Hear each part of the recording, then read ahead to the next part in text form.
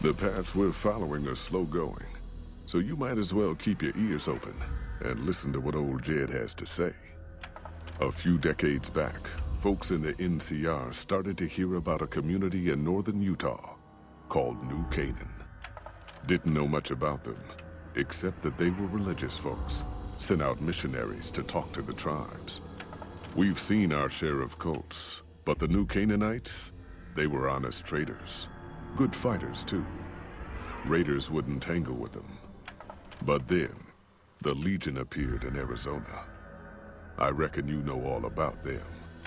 Turns out Caesar's first war chief, the Mal-Pace Legate, was a New Canaanite, Joshua Graham.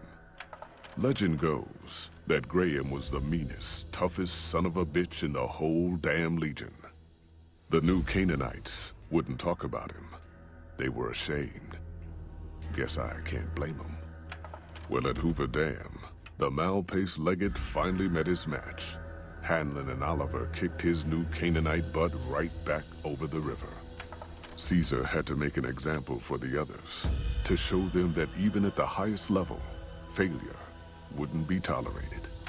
He had Graham covered in pitch, lit on fire, and thrown into the Grand Canyon. People say he didn't even scream on the way down. Not long after, some of the slaves and tribals started to talk.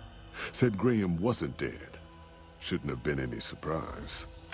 All this talk bothered Caesar, so he forbade anyone from speaking his name. Wanted to erase Joshua Graham from history. He got his wish. Joshua Graham disappeared, and in his place came legends of the burned man walking the wastes. Probably just a tribal ghost story.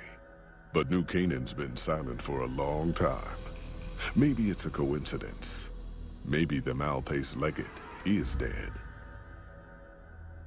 Or maybe Joshua Graham did crawl out of that canyon and finally found his way back home.